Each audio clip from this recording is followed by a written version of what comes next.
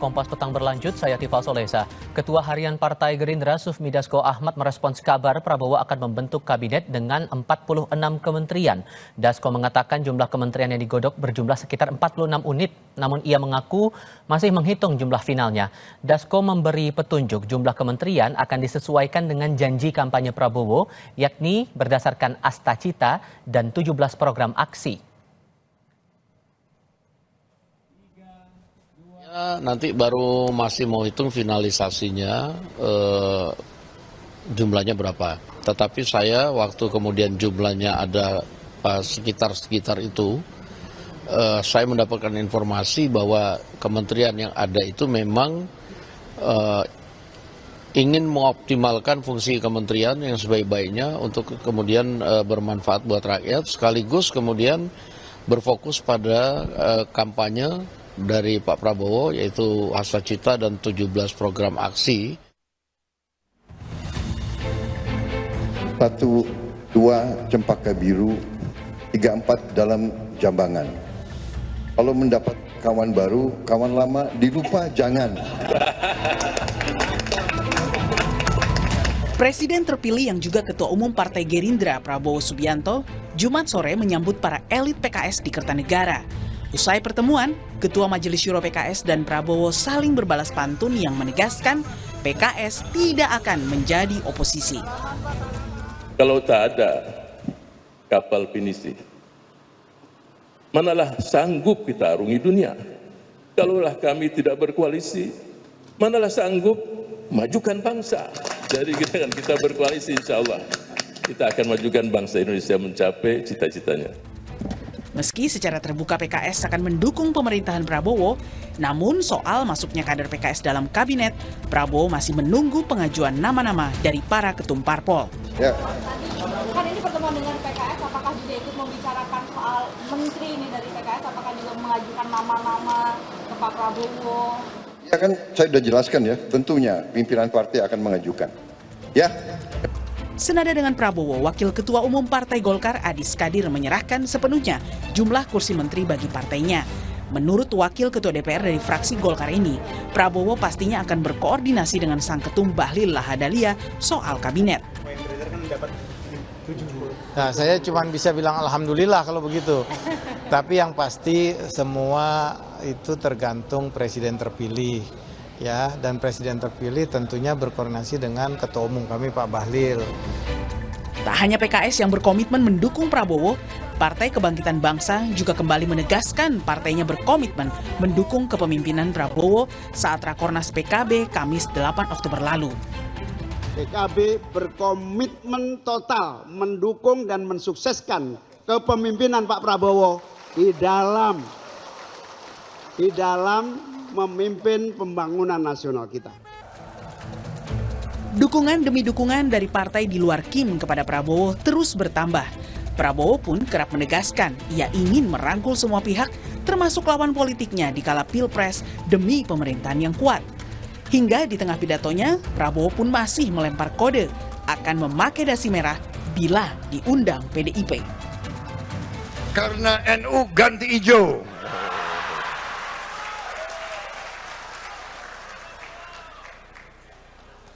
Saya nggak tahu kapan diundang PDIP. Ini bukan minta diundang loh. Tapi kira-kira kalau diundang ganti merah.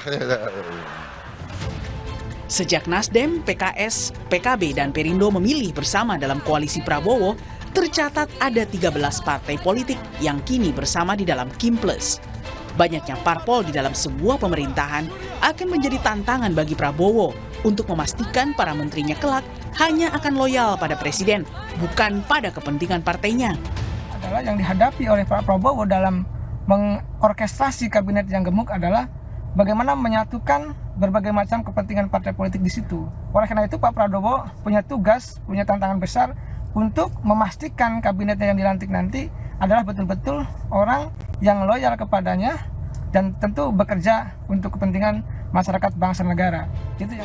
Rencananya Kabinet Prabowo akan diumumkan sehari setelah pelantikan tanggal 21 Oktober. Dan sejauh ini diperkirakan akan ada 46 kementerian dalam Kabinet baru nanti. Tim Liputan Kompas TV.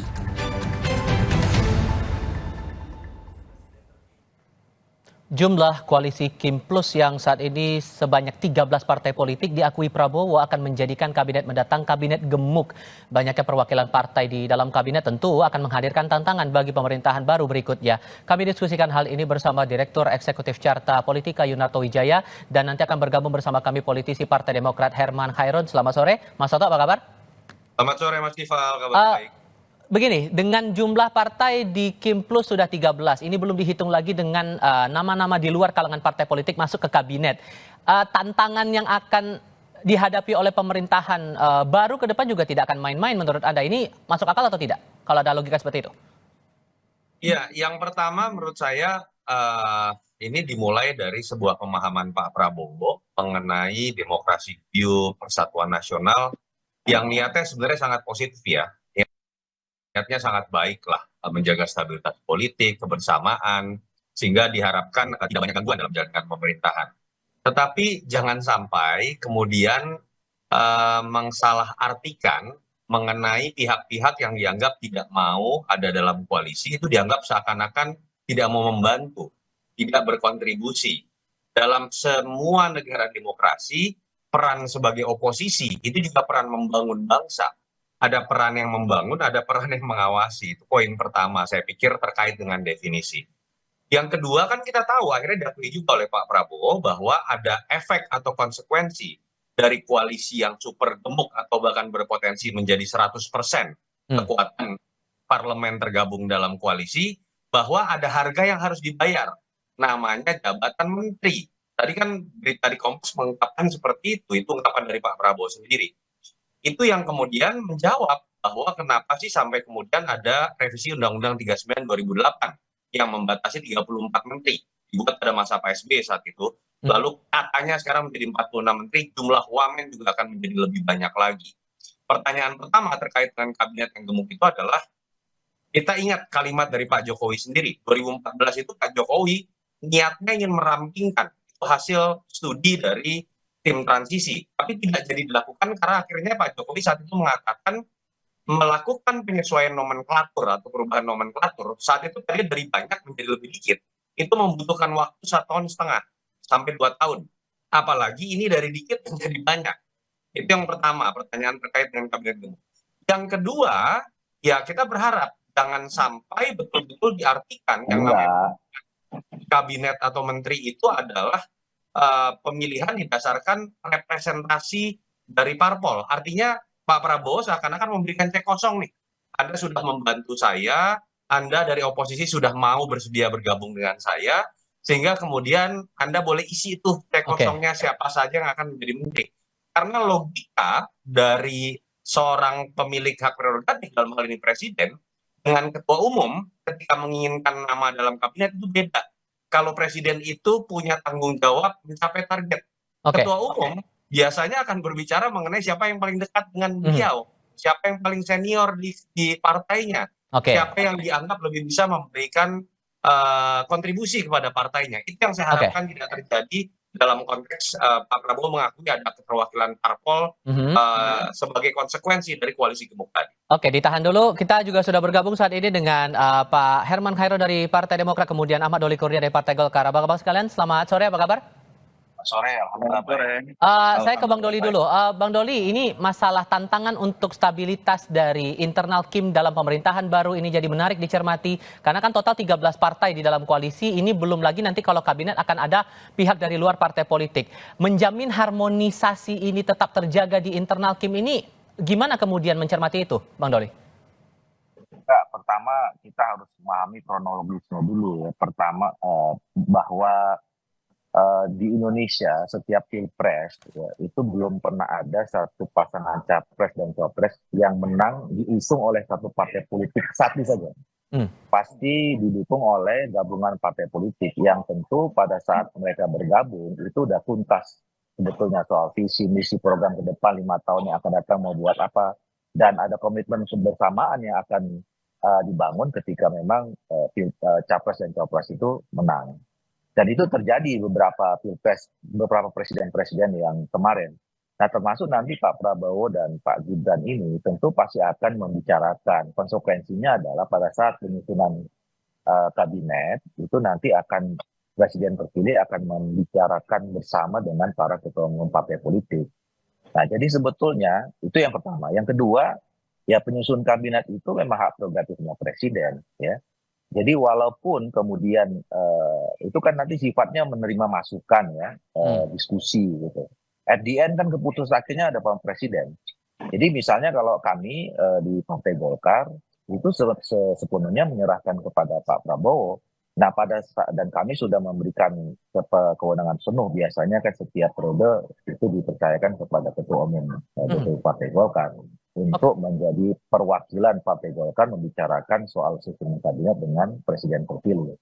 Nah, jadi nanti Partai Golkar melalui Pak Bahlil menginventarisir beberapa nama dan kemudian disampaikan kepada Pak Prabowo dan sepenuhnya ya Pak Prabowo yang menentukan. Oke.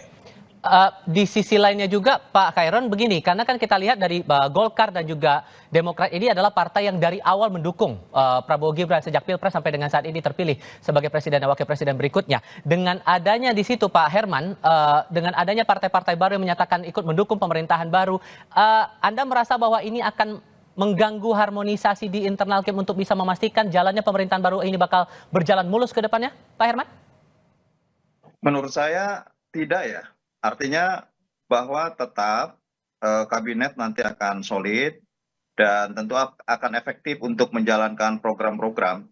Karena memang posisi ataupun portofolio yang dibangun oleh Pak Prabowo ini kan juga menyesuaikan kebutuhan terhadap situasi saat ini. Dan tentu visi dan misi presidenlah yang akan menjadi tujuan bersama. Oleh karena itu menurut saya tidak akan terjadi friksi, tetap solid dan lebih efektif gitu ya. Jangan melihat banyak tidaknya karena bisa saja semakin banyak justru semakin efektif, semakin agresif dan bisa melakukan akselerasi untuk mencapai tujuan-tujuannya. Oleh karena itu jangan dipandang dari sisi banyak sedikitnya, tapi efektif atau tidak. Dan menurut kami bahwa dengan portofolio kementerian yang semakin banyak, semakin spesifik, semakin efektif untuk mencapai tujuan, dan tentu semakin banyak partai bergabung juga akan menjamin terhadap stabilitas politik. Nah ini juga menjadi prasyarat terhadap pemenuhan kebutuhan untuk pembangunan ke depan gitu. Oke. Mas Toto, dengan mencermati ada partai-partai baru yang ikut menyatakan dukungan pada pemerintahan Pak Prabowo dan Mas Gibran ke depannya, apakah nanti dalam tanda kutip akan ada kecemburuan sosial begitu di pemerintahan baru nanti? Karena kan ada partai juga yang sejak awal sudah berjuang untuk mendukung Prabowo Gibran di pemerintahan baru. Ya, kalau kita bicara idealnya, siapapun yang kemudian sudah berbeda koalisi pra-pilpres, harusnya mengambil sikap sebagai oposisi atau penyeimbang. Jadi secara teoritis harusnya yang namanya PKS, Nasdem, PKB, PDI Perjuangan itu tetap di barisan luar pemerintahan. Yang kedua, tidak ada jaminan loh bahwa kemudian masuk ke dalam barisan koalisi pemerintahan sebesar-besarnya koalisi itu bisa menjamin bahwa stabilitas politik tercipta. Pak SBY periode kedua itu kita ingat, set gap itu 75,34% kekuatan, tapi kita tahu Golkar dengan yang namanya PKS itu balelo dalam konteks hak angket senturi dan hak angket mafia pajak. Kalau ingin dibicarakan dalam konteks stabilitas politik ya. Yang ketiga kalau kita berbicara mengenai semakin besar, kita lihat juga pengalaman bahwa ketika kemudian semakin besar koalisi dan efeknya semakin besar ke dalam kabinet, tadi ada satu pertanyaan terkait dengan perubahan nomenklatur yang sudah pasti akan memakan waktu. Yang kedua terkait juga dengan manajemen konflik. Ketika berbicara mengenai terlalu banyak aktor yang kemudian memegang jabatan, potensi konflik of interest juga sangat mungkin terjadi. Biasanya logikanya seperti itu. Jadi saya belum pernah menemukan sebuah logika bahwa stabilitas politik tercipta ketika 100% partai, keseluruhan partai itu kemudian bergabung dalam pemerintahan dan harus dibayar dengan harga menteri.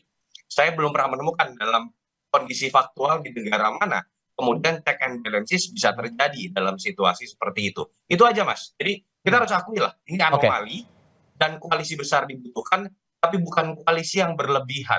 Kalau situasi seperti ini akan jadi role model, nggak perlu ada pemilu lagi. Akhirnya setelah pemilu, semua bisa bergabung dengan sendirinya masuk ke dalam barisan koalisi, dan efeknya adalah kepada besaran kabinet yang bukan tidak mungkin akan berubah-ubah juga nanti ke depan setiap ada perubahan situasi politik.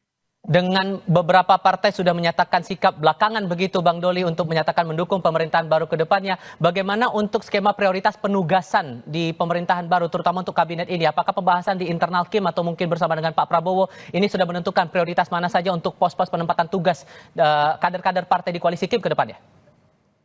Iya, saya kira bahwa itu tergantung dari keputusan masing-masing partai politik ya. Memang idealnya seperti yang dikatakan oleh Bung Toto tadi, ya bagi ada partai-partai politik yang selama kemarin dalam kompetisi pilpres itu berbeda, ya mungkin mereka idealnya ya ada yang mengatakan seperti itu ada berada di luar pemerintahan. Tapi kan kita juga harus menghormati keputusan partai politik masing-masing. Kalaupun misalnya kita berandai-andai semuanya pada akhirnya masuk gitu. Termasuk PDI dan PKS ya. Nah ini kan kita juga masuk kepada persoalan membicarakan tentang stabilitas politik. Nah stabilitas politik yang seperti apa sebenarnya? Kita kan tetap berharap ya stabilitas politik itu yang betul-betul memang dinamis gitu loh. Ya bahwa check and balances itu harus juga bisa terjadi karena fungsi DPR seharusnya dalam sistem presidensial itu kan memang dia sebagai kekuatan check and balances. Nah catatannya memang selama ada komitmen antara Pak Prabowo dengan pimpinan partai politik atau siapapun ya, bahwa kalau ada hal-hal yang memang berbeda pandangannya, ya dikemukakan berbeda dan nggak boleh baper gitu, dan nggak boleh anti kritik dan segala macam itu. Itu konteksnya. Tapi memang kita semua sepakat kalau stabilitas politik itu didefinisikan akan ada gejolak politik, ya kita semua tidak mau itu. Nah, kemudian masuk yang tadi, ya saya kira kami memberikan kepercayaan penuh pada Pak Prabowo ya untuk bisa membagi kemudian secara proporsional, secara fair ya terhadap siapa-siapa saja atau berasal dari partai mana saja yang nanti akan membantu Pak Prabowo.